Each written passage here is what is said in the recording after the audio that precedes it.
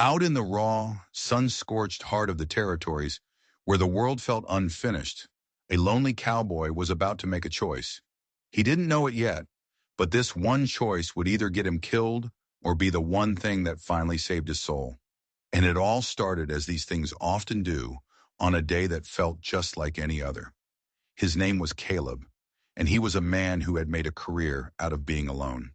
His cabin was more of a shack, clinging to a patch of dusty land that God himself seemed to have forgotten.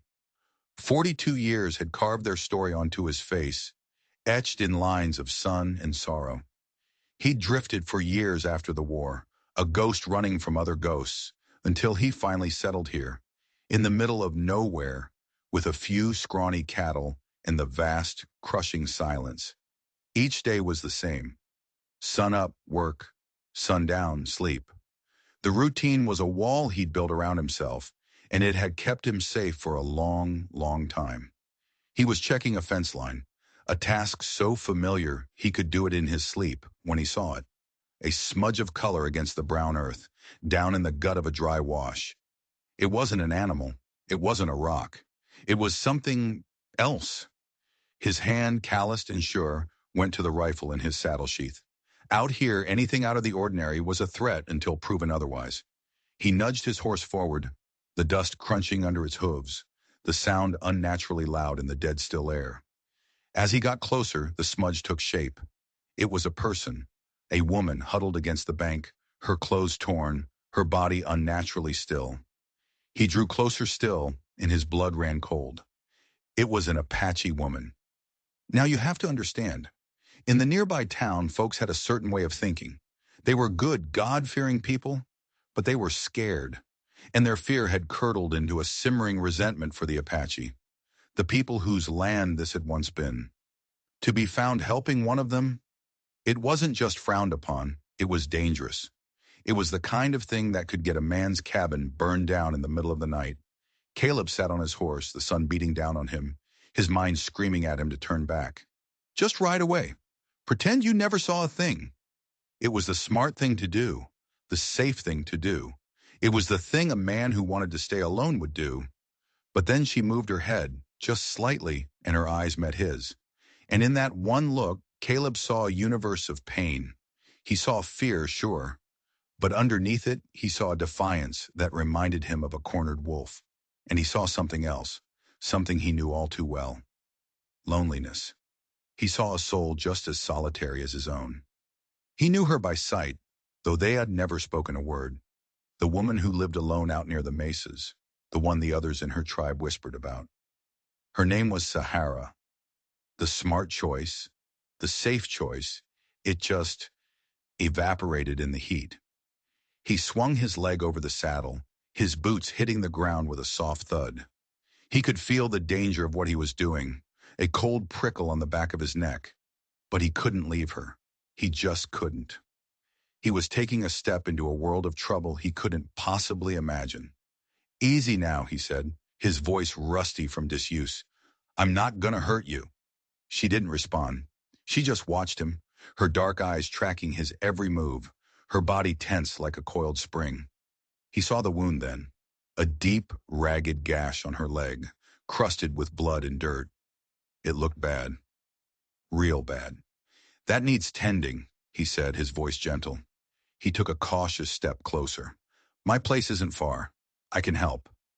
He expected her to refuse, to spit at him, to try and run. But she just held his gaze for a long moment, as if searching his soul for the truth. Then with a slow, almost imperceptible nod, she agreed. He had no idea that in that moment, he hadn't just invited an injured woman into his home. He had invited a storm, and that storm was about to tear his world apart. Getting her onto his horse was a nightmare. Every movement sent a fresh wave of agony through her, and though she never made a sound, he could see it in the way she clenched her jaw, the sweat beading on her forehead. He was gentle, his big rough hands moving with a surprising tenderness, but the damage was done. The wound was deep. He led the horse slowly, every step an exercise in caution. He could feel her tense presence behind him, a constant reminder of the line he had just crossed. He was bringing an Apache woman onto his land. He was breaking an unwritten rule, a law of the frontier that was enforced not by sheriffs, but by suspicion and hate. The cabin, when they reached it, seemed even smaller and more pathetic than usual. It was a one-room box of rough-hewn logs filled with the smell of old wood smoke and loneliness. He helped her inside, easing her down onto his narrow cot. She sank into it, her face pale but her eyes were still sharp, still assessing everything. She was like a wild hawk he'd brought into a cage, and he knew instinctively that the cage wouldn't hold her for long. He didn't know her name. He didn't know what had happened to her, and he didn't ask. Questions were a luxury, a kind of intimacy he wasn't ready for.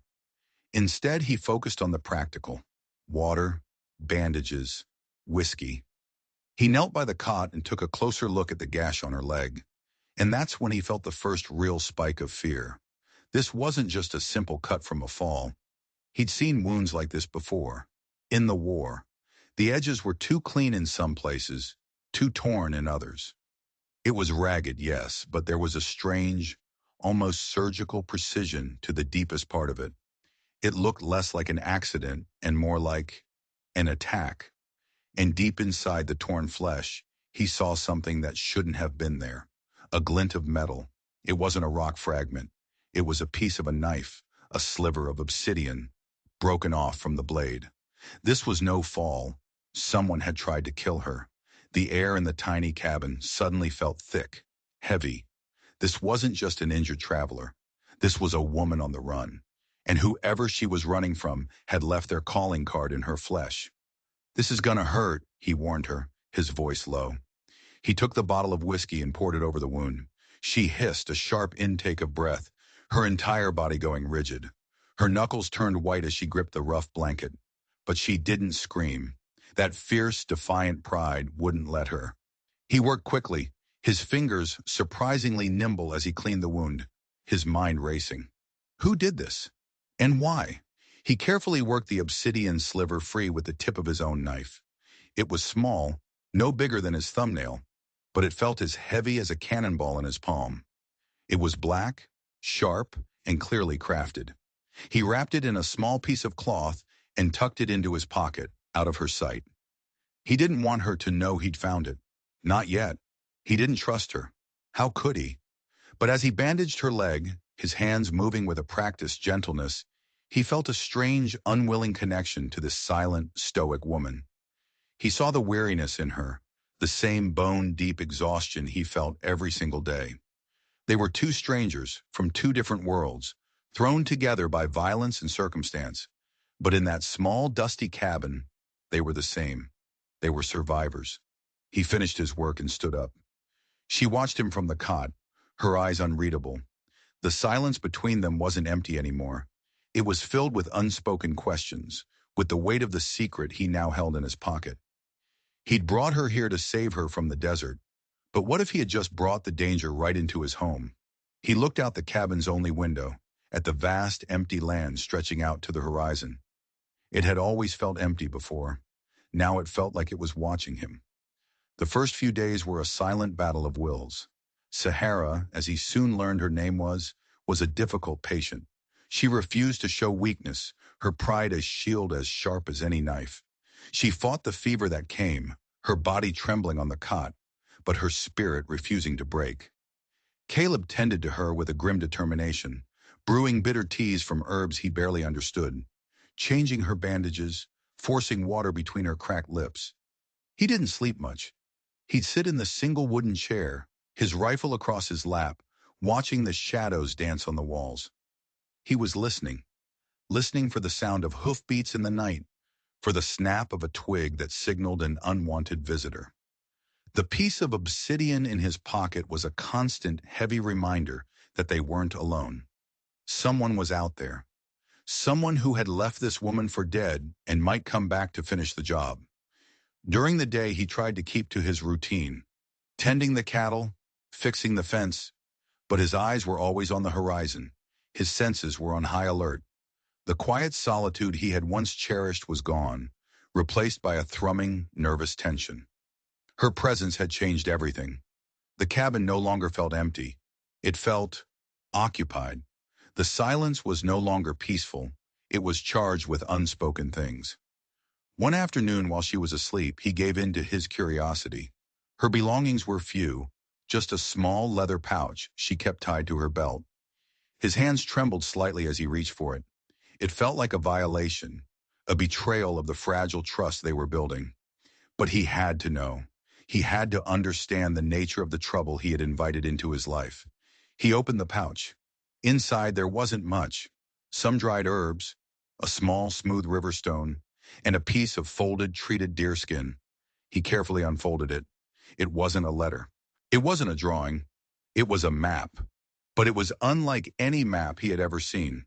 There were no towns marked, no rivers with familiar names. It was a map of stars.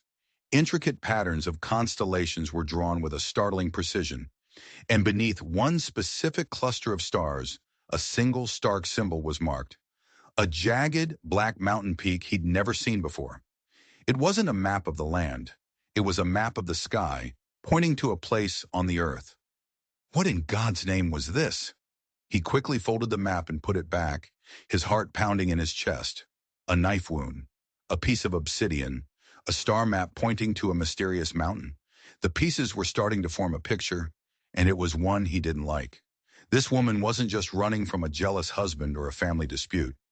This was something bigger, something dangerous. The fever broke on the fourth day. He found her sitting up on the cot, her eyes clear for the first time, though she was still weak. "I need to go," she said, her voice a dry rasp. "You're not strong enough," he replied, not looking at her. He was stirring a pot of thin stew over the stove. "The trouble that found me, it will find me again, and it will find you, too." There it was, an admission. She knew someone was coming for her. "What kind of trouble?" he asked, his voice carefully neutral. She looked away, out the small, grimy window. "My people. There are divisions, old ways against new ways. Some do not like the path I walk." It was a half-truth, and he knew it. It was a story designed to satisfy his curiosity without revealing the real stakes. But he let it go. For now. "You can stay," he said, the words surprising even himself. "Until you're healed. I'm not afraid of a little trouble." It was a lie. He was terrified. But as he looked at her, sitting there so small and fragile on his cot, yet with that unbreakable core of strength, he felt a surge of something he hadn't felt in a very long time. Protectiveness. He had spent years building walls to keep the world out. Now he found himself wanting to be a wall for someone else. A few days later, the outside world came knocking, and it didn't knock politely. He heard the riders coming from a mile off.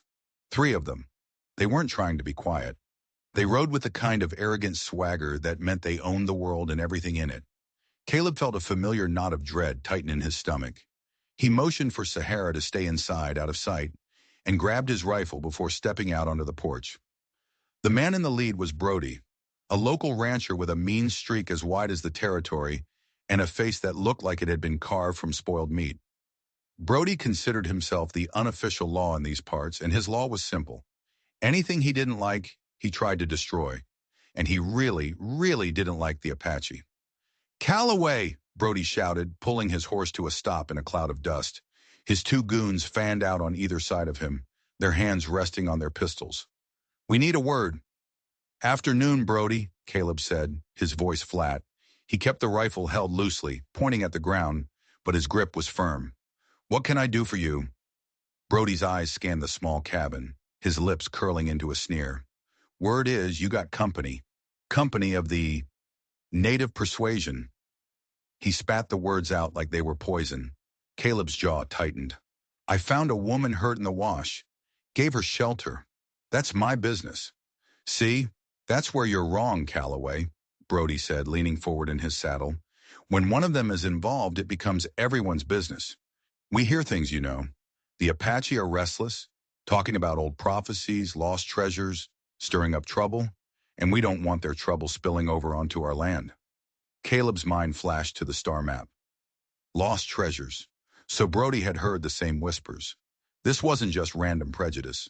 Brody was fishing for something.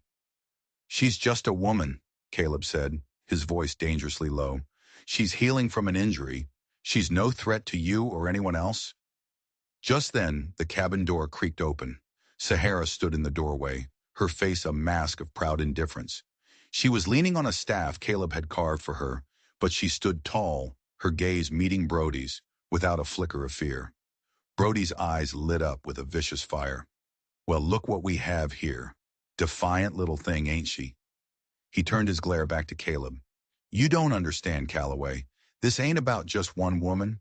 It's about sending a message. We don't tolerate her kind mixing with ours. It ain't natural. Then Brody's eyes narrowed. He looked at Caleb, really looked at him, and a slow, ugly smile of recognition spread across his face. Wait a minute. I know you. Calloway. He savored the name. You're that Texas Ranger. The one who was down at the border years back. The one who let my brother bleed out in the dust while you were chasing some ghost. The world seemed to stop. Caleb felt the blood drain from his face. Brody's brother. It had been a botched ambush. A raid gone wrong. Caleb had made a choice that day, to go after the leader instead of securing the perimeter.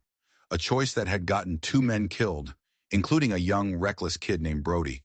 The past he had run from for so long had just caught up to him. It had a name, and it was staring him in the face with pure, undiluted hatred.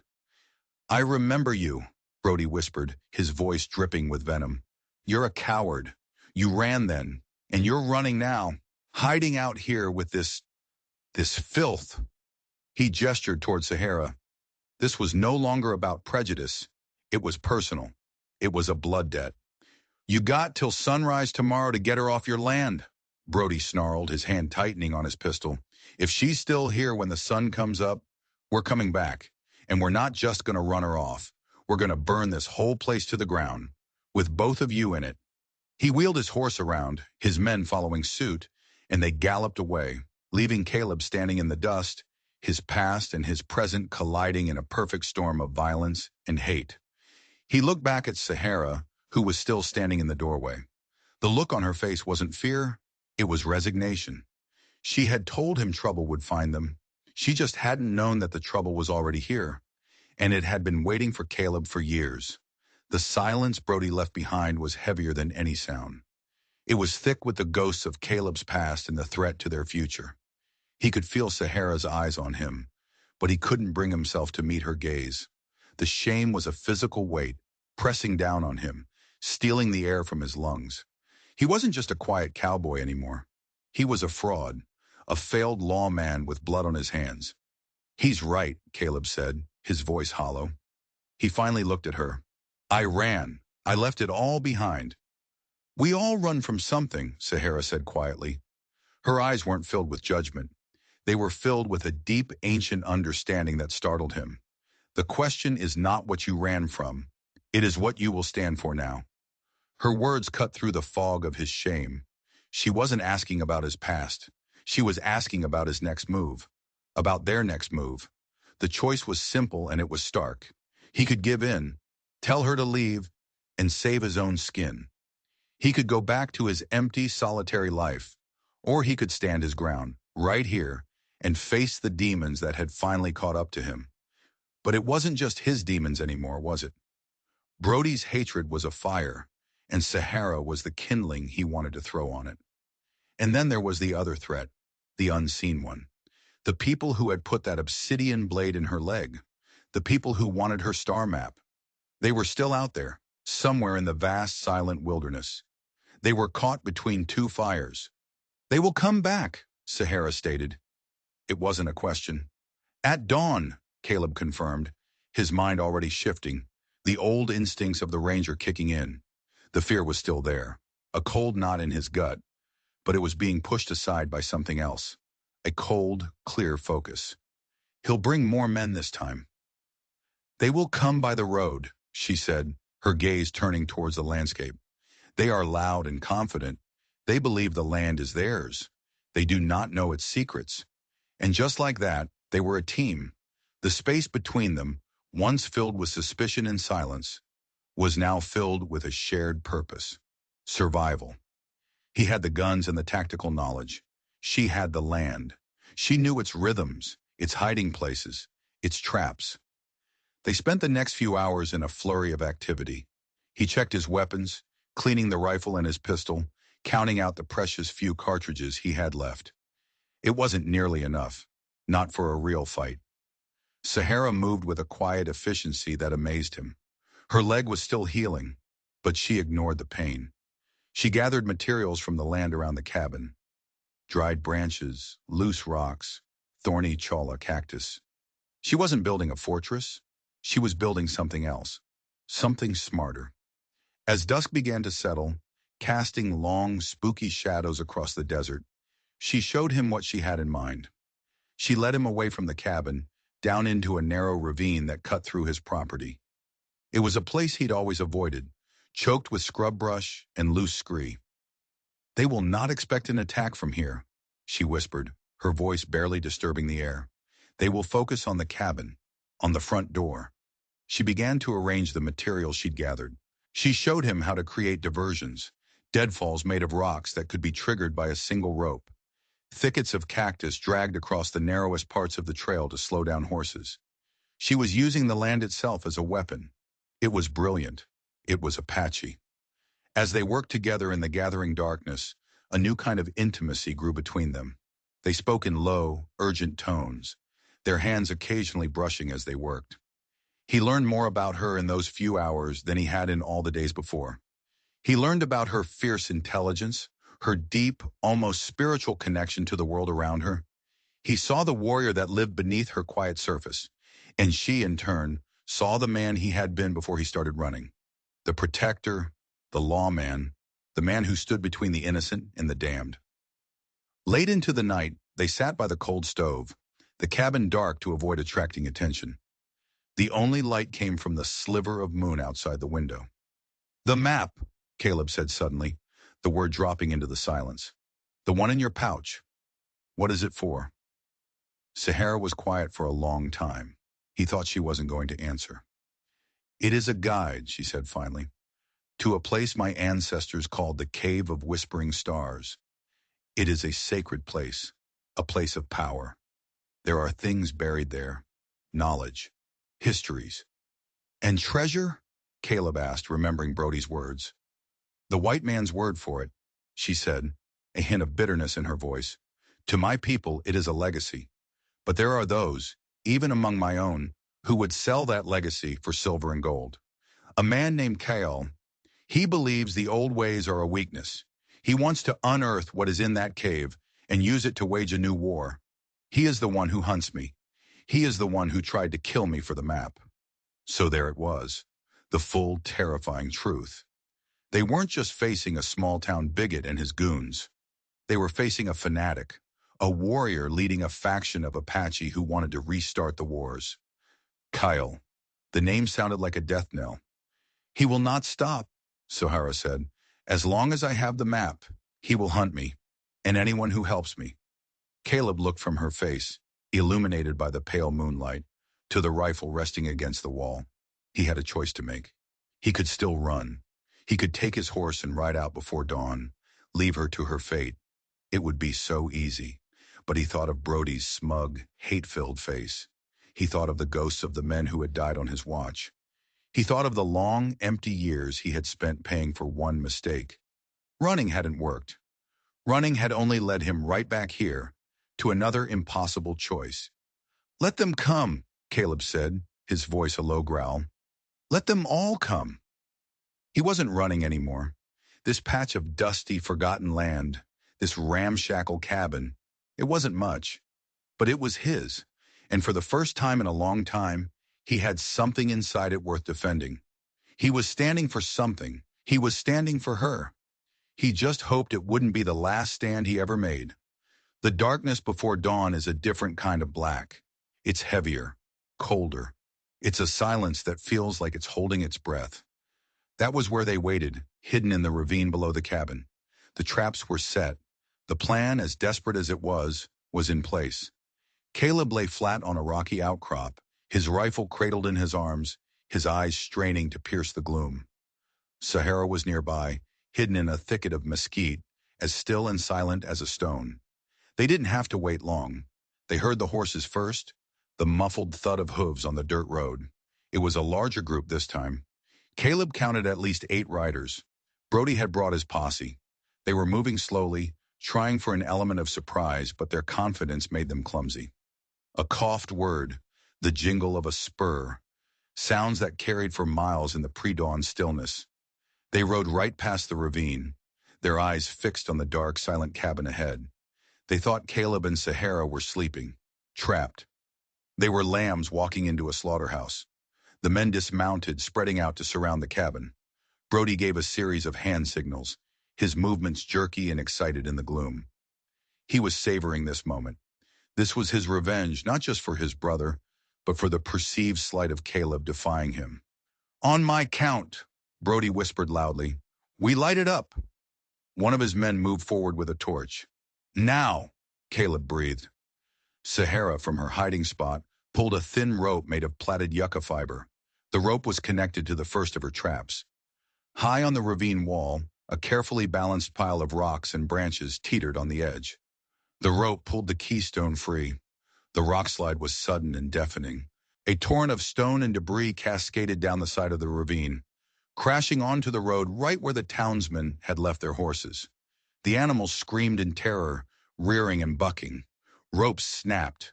Several horses bolted, disappearing into the darkness, their panicked whinnies echoing through the desert. Chaos erupted. The townsmen, startled by the noise, spun around, their attention ripped away from the cabin. "What in the hell was that?" Brody roared. That was Caleb's cue. From his perch, he had a clear line of sight to the man with the torch. He took a breath, let it out slow, and squeezed the trigger. The rifle bucked against his shoulder. The shot was perfect. He didn't hit the man. He hit the torch. It exploded in a shower of sparks, plunging them back into darkness and confusion. "They're not in the cabin," someone yelled. "It's an ambush." Panic began to set in. These weren't soldiers. They were angry townsfolk and farmhands fueled by whiskey and Brody's rhetoric. They were bullies, not fighters. And they had just lost their horses and the element of surprise. But Brody was different. His hatred gave him focus. "They're in the ravine," he bellowed, his voice cutting through the mayhem. "Spread out. Flush them out. Calloway, you coward. Face me." Caleb knew he couldn't stay put. They would be pinned down. "We have to move," he hissed to Sahara. "Fall back, deeper into the wash." They scrambled backwards, deeper into the network of dry gullies, the shouts of Brody's men echoing behind them. A few stray shots whizzed over their heads, biting into the rock with angry whines. They moved quickly, Sahara in the lead. She moved through the treacherous terrain with a grace and speed that defied her healing leg. This was her world. She was the ghost here, and they were the clumsy intruders. But as they rounded a sharp bend in the wash, they both froze. Standing there, blocking their path, were 3 figures. They were silent, materializing out of the shadows as if they were born from them. They were not from the town. They were Apache. And the man in the center, tall and broad-shouldered with eyes as cold and sharp as obsidian chips, held a rifle with a chilling familiarity. His gaze was fixed on a Sahara, and a cruel smile twisted his lips. "You have run far, little sister," the man said, his voice a low, dangerous rumble. "But the trail always ends." Kyle. Sahara breathed the name, and it was filled with a mix of fear and hatred. This was him, the hunter, the man who wanted her map, the man who had put the blade in her leg. They were trapped. Brody and his men were coming up the wash behind them, and Kale's warriors were blocking the way forward. The 2 fires had just converged, and they were caught right in the middle. Kale's eyes flickered to Caleb, dismissing him as little more than an inconvenience. "Give me the map, Sahara. Give me the legacy of our people, and I will grant this white man a quick death."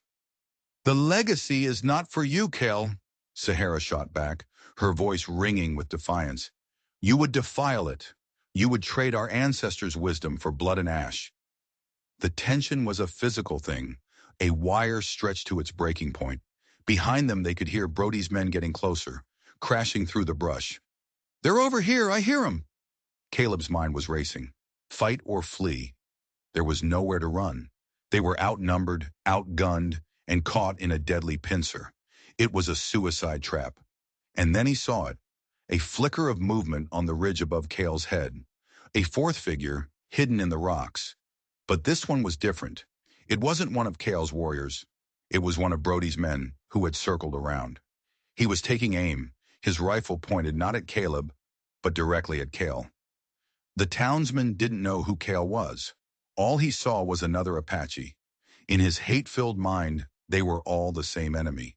Caleb had a split second to make an impossible choice. He could let the townsman shoot Cale. It would solve one of his problems. But it would start a war right here in this canyon. Cale's men would slaughter Brody's men, and they would be caught in the crossfire. Or, he made the choice. "Cale, get down!" Caleb yelled, raising his own rifle. He didn't fire at the townsman. He fired at the rock just beside his head. The bullet screamed off the stone, and the man on the ridge flinched, his own shot going wide, harmlessly into the night sky. Kyle, reacting with pure warrior instinct to Caleb's warning, had dropped into a crouch. His eyes, wide with shock, met Caleb's across the wash. He didn't understand. Why would this white man save him? The moment of confusion was all they needed. "Now!" Caleb yelled to Sahara. He grabbed her arm and pulled her towards a narrow split in the canyon wall, a tiny fissure he'd noticed earlier. It was barely wide enough for a person to squeeze through. As they scrambled into the opening, the wash behind them erupted into a full-blown firefight. Brody's men, seeing Cale's warriors, opened fire. Cale's warriors, thinking this was a coordinated attack, returned it with deadly accuracy. The two groups of hunters who had both come for Caleb and Sahara were now tearing each other apart. They were caught in the middle of a war they had inadvertently started. Squeezed into the narrow crack in the rock, they could hear the screams and the gunshots echoing from the wash. It was a symphony of chaos. Caleb's warning to Cale had been a wild gamble, a desperate split-second decision. He hadn't done it to save Kyle. He had done it to create chaos, to turn his enemies against each other. And it had worked. Too well. The fissure they were hiding in was tight, pressing in on them from both sides. He could feel Sahara's warmth, the quick rhythm of her breathing. In the darkness, their shared danger was a tangible thing. "Why?" she whispered, her voice trembling slightly. "Why did you save him?" "I didn't," Caleb panted, the adrenaline coursing through him. "I just aimed the gun." He knew it was more than that. In that moment, he hadn't seen an enemy. He had seen a man about to be shot in the back.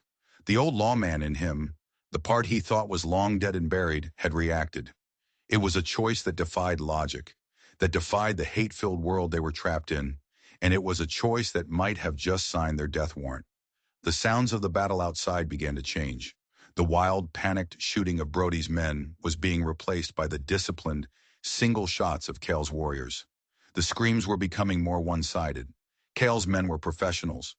Brody's were not. They couldn't stay here. Sooner or later, the fighting would stop, and whoever was left standing would come looking for them. The fissure seemed to go deeper into the rock. It was their only way out. "We have to keep moving," he said. "This way."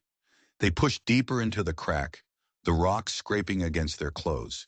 It was slow, agonizing progress. After about 50 feet, the fissure opened up into a small cavern, no bigger than the cabin. It was pitch black and smelled of damp earth and stone. They were safe for the moment, but they were trapped. Caleb fumbled in his pockets and found a match. He struck it against the rock wall. The tiny flame flared to life, casting flickering shadows across the small cave. Sahara gasped. The walls of the cave were not bare rock.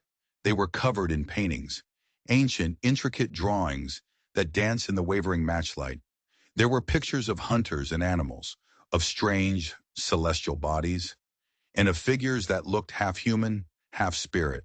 And on the far wall, dominating the entire space, was a painting of a familiar, jagged black mountain with a cluster of stars painted directly above it. The same mountain and the same stars from Sahara's map. They hadn't just found a hiding place. They had stumbled into a piece of the secret she was trying to protect. But then Caleb's eyes were drawn to a different set of markings. Scratched crudely over some of the ancient paintings were newer, fresher symbols. They were survey markers. And next to them, chiseled into the rock, were the initials, J.B. Jedediah Brody, Brody's brother. Caleb's blood ran cold. Brody's brother wasn't just a ranch hand who died in a raid. He had been here. He had found this sacred place. He wasn't chasing ghosts that day, Caleb whispered, the realization hitting him like a physical blow. He was coming back from this place. He must have had maps, samples, proof of a silver strike. Brody's hatred wasn't just about revenge for his brother's death. It was about greed. He didn't just want Caleb dead. He wanted what his brother had found. He wanted the treasure buried under the sacred mountain. And Caleb's ramshackle property was sitting right on top of the entrance. The match burned down, stinging Caleb's fingers, and the cave was plunged back into darkness. But the images were burned into his mind. The battle outside, Cale's hunt, Brody's revenge. It was all a lie. It was all about the silver hidden in this sacred Apache land. Suddenly, a new sound cut through the darkness. It wasn't the sound of gunfire. It was the sound of scraping stone, coming from deeper within the cave system. They weren't alone in here. Fear, cold and sharp, lanced through Caleb. He fumbled for another match, his hands shaking. Who else could possibly be down here? He struck the match. The light flared, and standing in a narrow tunnel leading out of the back of the cave was a figure. It was one of Brody's men, a lanky farmhand named Miller. His face was pale with terror, his eyes wide. "Calloway?" he croaked. "Thank God, you gotta help me. It's Brody. He's gone mad." "What happened out there?" Caleb asked, his voice low and urgent. "It was a slaughter," Miller stammered, his whole body trembling. "Those others, they fight like demons. They wiped us out. Me and Brody are the only ones left. He sent me in here to find you. Said he knows a back way out." Caleb's eyes narrowed. "A back way?" "Yeah," Miller said, nodding frantically. "His brother, he explored these caves, mapped them out. Brody's got the maps. He said this tunnel leads right up to the base of the mountain." It was a trap. Caleb knew it instantly. Brody wasn't running. He was luring them deeper in, deeper into his territory. Before Caleb could even shout a warning, a shape emerged from the tunnel behind Miller. It was Brody. His face was a mask of dirt and blood, his eyes burning with a feverish, insane light. He wasn't holding a rifle. He was holding a stick of dynamite with a lit fuse.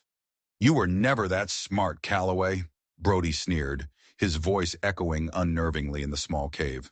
"Always one step behind." Miller turned, his face contorting in terror. "Brody, no! This mountain belongs to my family," Brody screamed, his voice cracking. "My brother died for it. I'm not letting some Apache witch or a washed-up ranger take it from me." He shoved Miller forward, straight at Caleb and Sahara. Then he tossed the dynamite, not at them, but at the narrow fissure they had used to enter the cave. "If I can't have it, no one can!" he shrieked. The explosion was deafening, a monstrous roar that shook the very foundations of the earth.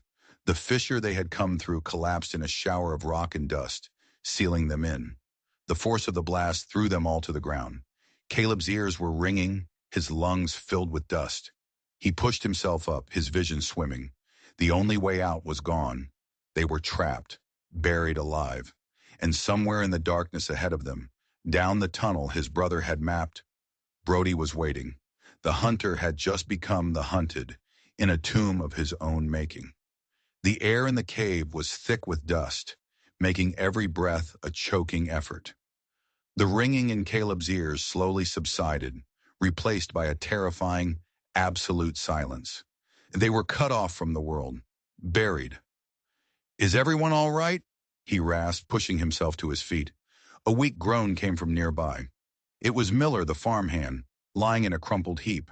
His leg was bent at an unnatural angle, broken. Sahara was already at his side, her movements surprisingly steady in the oppressive darkness.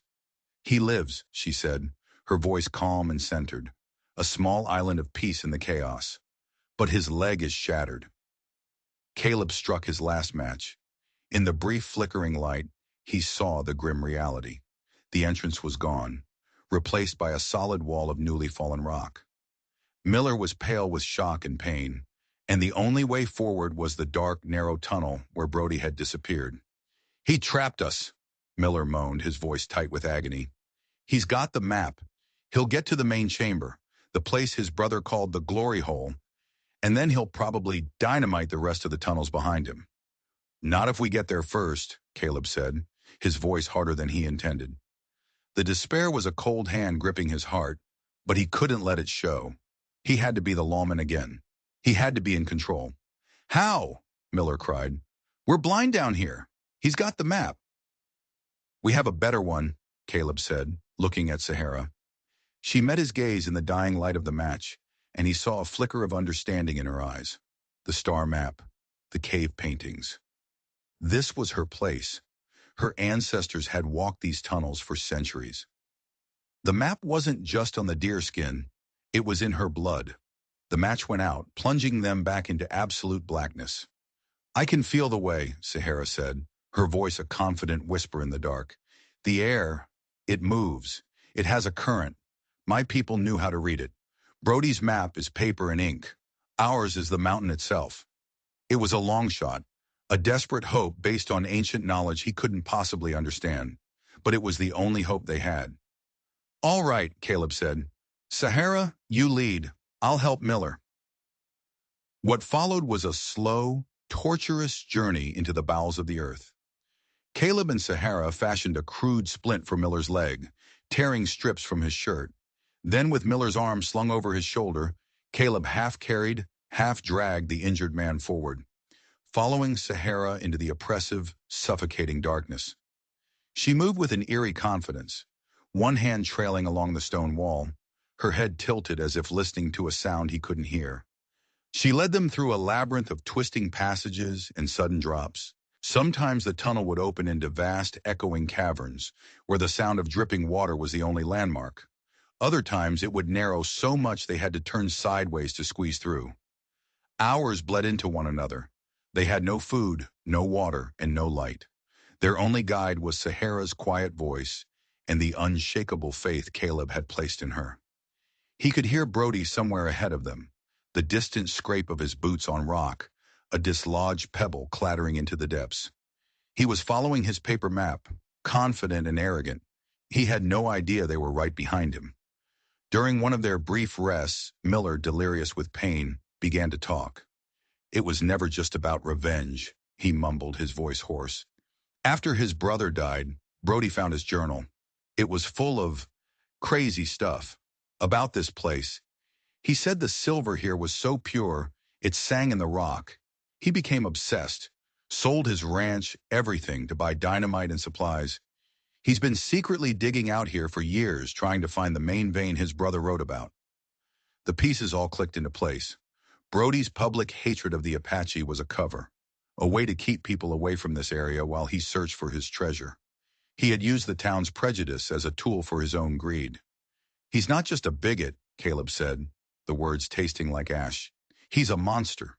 He is a man hollowed out by greed, Sahara corrected him gently. It is a sickness that eats the soul. We must stop him, not just for us, but for the mountain. This place is sacred. His dynamite is a poison to it. Her words resonated with him.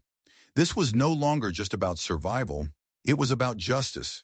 It was about protecting this ancient, sacred place from a man who would destroy it for personal gain. It was the kind of fight a lawman was supposed to wage. After what felt like an eternity, Sahara stopped. We are close, she whispered. The air. It smells of the sky. Caleb sniffed. She was right. There was a faint, almost imperceptible freshness in the stale, dead air of the tunnels, a hint of pine and open space. And I hear water, she added. A river. They moved forward more cautiously now. The tunnel began to slope upwards.